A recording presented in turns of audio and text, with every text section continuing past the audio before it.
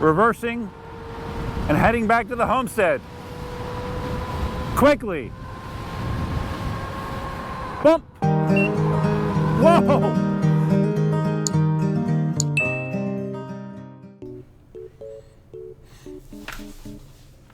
Yeah, here I am on the M10-3. It's backwards, actually. Yeah, it doesn't really matter with the M10-3. It doesn't matter with any wheel, actually. I haven't ridden this wheel in a long time, but just showing you, look how low your feet are to the ground. And look how easy it is to go forwards to backwards, and to turn backwards, and to do tight turns on the M10-3. This is the advantage of a smaller wheel. Even people with moderate skill, such as myself, can do, things easily. It's great for party tricks. I have an original M10-3, the one with the baby pedals.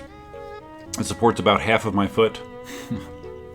But in some ways it actually makes it more maneuverable for me, because I get additional leverage from my feet, or the front of my foot and my heels hanging off the pedals. So I don't know that I would want the newer, bigger pedaled version of the M10-3 or the M10-4 now. So yeah, M10-3, it's a thing. One thing that's not as good for me on a smaller wheel, especially the M10-3, which is one of the smallest wheels, is there's very little room to brace your leg, especially a taller guy like me. I think I come up, you see how I have to kind of hop off there, and yeah, not a lot of my leg is making contact with the wheel, so not a great thing for mounting and dismounting. All right, now I have my Inmotion V10F. You can see it's much higher on my leg, which makes it easier for mounting and dismounting and controlling the wheel in that way. So that is the advantage of a slightly larger wheel. V10F is a really solid wheel. It's a wheel that I bought to teach people to ride, and I've never done it, but I have the wheel just in case. As you can see, I can still reverse it. I do not feel as confident on the V10F as I do on the M10-3. Higher pedals, bigger diameter wheel, heavier wheel. I can still turn it pretty easily.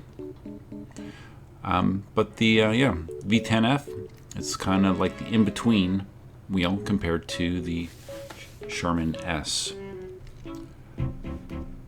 Great little wheel. You can pick one up really cheap, but it is not a modern, expensive, heavy, fast, powerful wheel.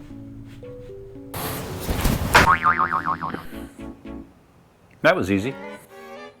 Yo, what's up, Duff here? You see those clouds behind me? Very foreboding clouds that direction.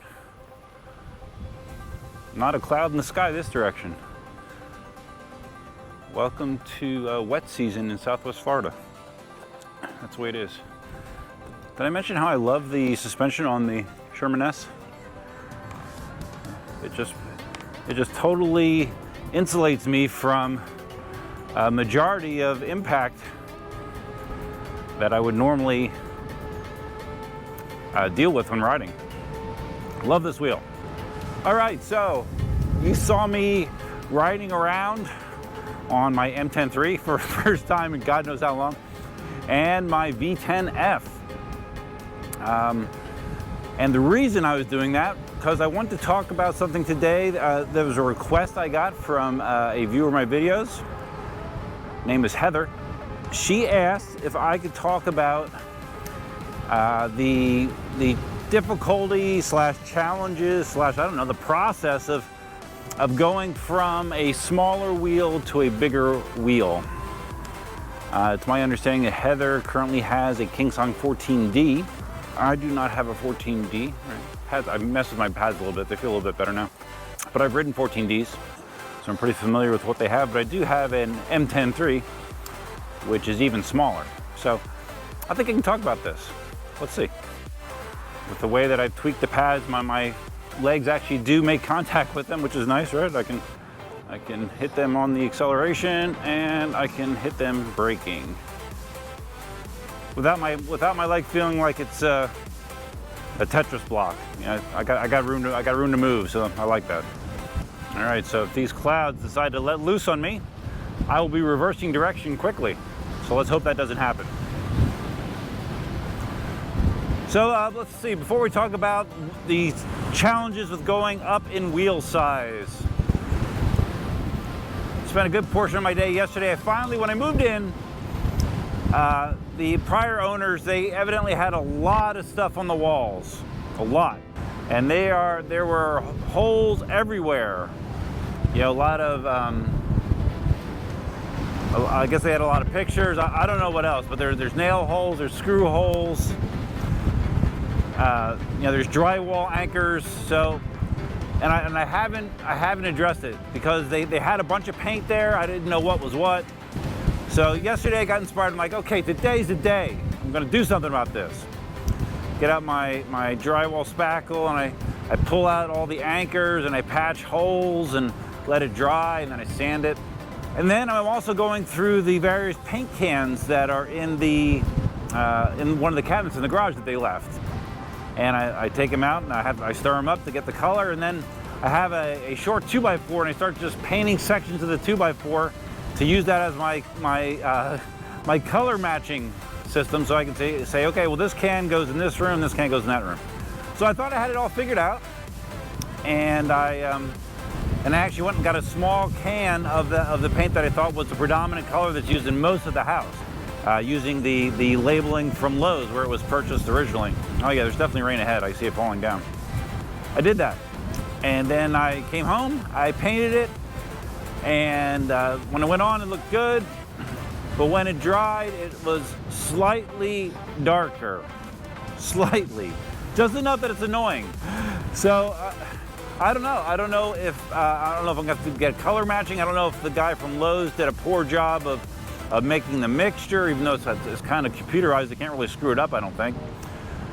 So I don't know. It's frustrating. So now I have these little patches of different colors, slightly different color on the walls where I did the patching. So, you know, eventually maybe just get the whole thing repainted again. I don't know, but it's annoying. So that was the majority of my day yesterday. All right. So the pros of a small wheel, you know, like an M10-3, like a 14D, is they are light and they are extremely maneuverable. Generally speaking, the smaller the diameter of the tire, the more maneuverability you'll get out of it. Easier, it'll be way easier. Like my M10-3, I can go backwards and change directions better than any other wheel with more confidence. So the smaller diameter wheel helps, and in the case of the M10-3, having the pedals so low to the ground make it very easy as well. The M10-3, you can basically just almost stand still on it and maintain your balance. So maneuverability is a big advantage of a smaller wheel. So when you move up to something a little bit bigger, like the V10F, which is an 18-inch wheel, although the overall body size is considerably smaller than this Sherman S here, which is a 20-inch wheel. For me, especially for me, because I'm a tall guy, a bigger wheel is much better for me as far as mounting and dismounting. Like you saw the M10-3, like it feels like it goes barely past my ankle. I have to just hop on that thing. Once you get to a bigger wheel, it's easier to brace your leg. It's easier to do things like one-legged riding. It's just, you have more to push up against with your leg when you're bracing. With a small wheel, 14D is very small. With a small wheel, you do not have that as much.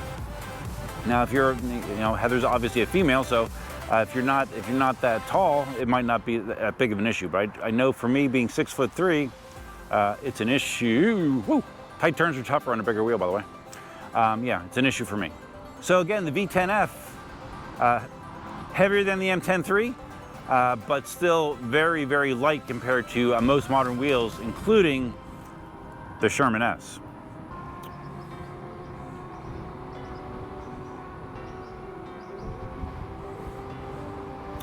So one of the advantages of a bigger wheel with bigger batteries, well, there's two advantages. Higher speed, longer range, dramatically so in most cases.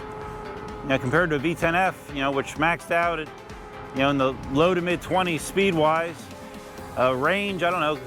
Could you get 20 miles out of that? Maybe. 20 to 25 miles. Yeah, the Sherman S tops out at 50 miles an hour plus. And on my range test, I got 70 miles, and you could have squeezed a little bit more out of it as well. And that was going pretty quick. So, dramatic difference in the potential when you go with a bigger wheel. With a bigger wheel, you have issues with, maneuverability. At least I do. You know, some advanced riders say they can throw around bigger wheels pretty well, but there's nothing getting around the physics of throwing around a 20-inch wheel that weighs almost 100 pounds versus a smaller wheel. You know, one thing that definitely takes some getting used to is having all that weight when you are trying to lean the wheel hard. If you know, the wheel has a tendency to want to keep going that direction, it takes a lot of practice and confidence to be able to trust yourself with turning the wheel and leaning it harder like that. A lot of the bigger wheels are suspension wheels, and a lot of the suspension wheels, your center of gravity is a lot higher than it is with smaller wheels. So again, that takes some getting used to. That can make you feel unstable. The good news is, just like anything, the more you practice, the better that will become. Okay, I'm reversing my path on the path, and I'm going to head that direction towards the blue skies instead of the black skies. When in doubt, head for blue, not black. And to be fair, it's a lot different nowadays compared to when I was first learning between 6 and 7 years ago. You know, back then, a big wheel was an M Super. You know, an M Super was a big wheel. You know, now, which, you know, was that a 50-pound wheel? Something like that, if that. You know, going from something like a 14D to that is not as dramatic as going to something like a Sherman S or an EX30 or, you know, all these wheels. And I can understand, you know, you want to do that because, you know, you don't want to spend more money than you have to. Wheels are hyper expensive nowadays. So it's, for most people, it's not gonna be fiscally reasonable to do small incremental steps up the chain when buying wheels. I understand that. That being said, you're gonna have to be prepared for what's gonna feel like a pretty steep learning curve going from a small, agile, light wheel up to something like a Sherman S, which does feel, the Sherman S does feel good. It does feel agile for its size, but it does not feel like a 14D. It definitely does not. And for me, when I'm talking about like an intermediate wheel, like if money was no object, you know, going from a 14D to maybe something like an S18 or a V11, that would be a nice manageable step up, and then go from there to the big boys, you know, like a Sherman S and the EX30 and the Inmotion V13, which is bigger than either of those wheels. So yeah, that would probably be a more reasonable path, but again, reality kind of dictates your choices there. Hauling ass on Lakewood Boulevard. Here we go.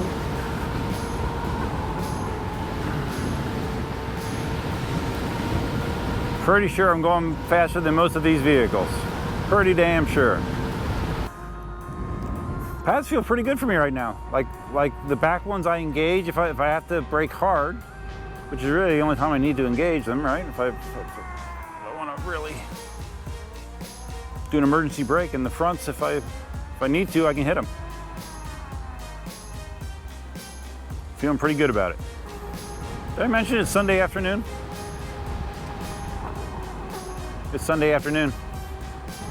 Feeling a little blah. Let's say that.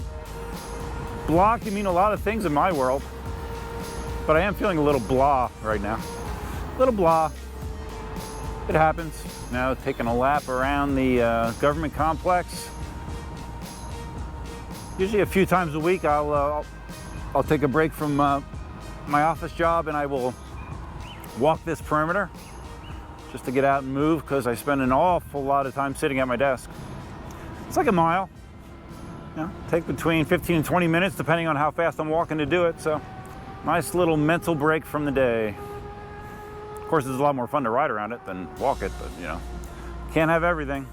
Oh, one other thing I want to mention about heavy wheels versus light wheels is again, the heavier the wheel, for me, and this is just for me, but the more challenging it is to do things like going backwards and doing, you know, tight maneuverability things.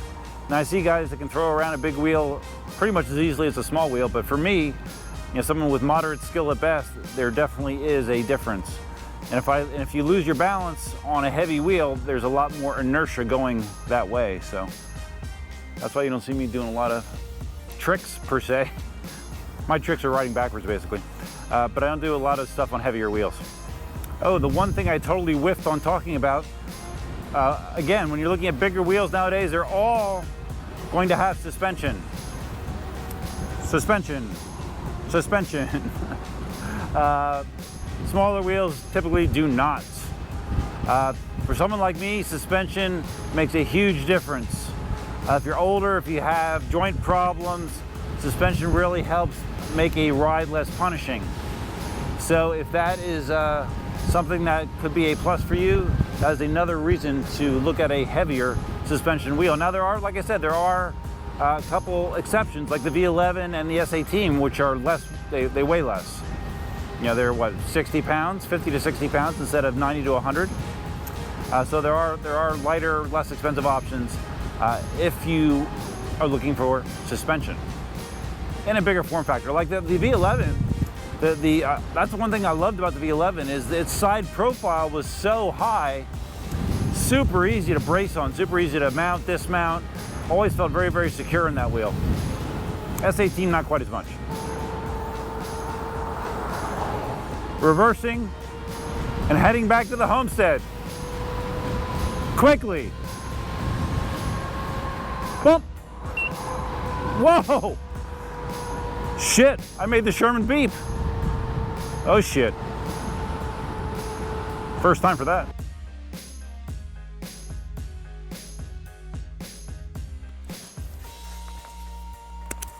Okay, I'm back. Oh, head always feels so itchy when I take a helmet off. Fleas, probably. So there you go, guys. There are my thoughts with going from smaller wheels to bigger wheels. Yes, there are challenges. Yes, it can be difficult depending on your skill level. But I mean, electric unicycle riding is like bike riding. You know, once you know how to do the basics, you can ride any wheel. It's just there is a learning curve, but it's not nearly as steep as what is involved with initially learning to ride a wheel. So small wheels are great. That's why I like to have multiple wheels, because certain wheels are better in certain situations. If I just want to screw around, have fun, zip around backwards, M10-3 is great. I could have a blast here in my driveway. That's all the space you really need. And you can have tons of fun on an M10-3. But if you want to go fast and far, you want to have the benefits of suspension, you're going to want a bigger wheel. Sooner or later, you're going to want a bigger wheel. So those are my thoughts. If you found this video helpful, please think about giving it a big thumbs up, or interesting, or stupid, or silly, or whatever. Whatever, guys, right? What do I normally say next? Oh, if you're not a subscriber to the channel, if this is your first time visiting the channel, it's quite possible you're not a subscriber. Well, you're not if it's your first time. So if you want to think about subscribing, you can hit the subscribe button below. And if you do that, you might want to be notified of new content, live streams, all that kind of stuff. And then you can hit the notify bell that's over there somewhere. Feel free to leave your comments, suggestions, ideas, and thoughts below. Like I said, the pad layout I have now is better. It's better. Obviously, it could be tighter on my leg, but for me right now, it feels good. So I'm going to leave it like that for now, and I'll tweak as needed. And I think that's going to wrap it up. Hope you guys had a great weekend. Oh, don't let me forget. I don't want to forget to thank my channel members. Support the channel. I've had some channel members for more. I looked at this the other day. 26 months. I've had some people that have been supporting this channel through membership for 26 months, which is amazing. Thank you very much. Thank you. If you're interested in finding out what you get when you become a member, it's very low cost. I think it's either $2 or $3 a month. You can hit the join button down below. It'll tell you all about it. Here are my current members. One of the perks that members do get is I try to release most videos to them ahead of time. Usually they'll get the videos half to a day earlier than the rest of the public. So if that interests you, look into membership. So that's all I got, guys. Hope you had a great weekend. I know I said that before. And until next time, Duffman out. I'm not sure how well this will show up on camera. So this one is just a little bit too dark.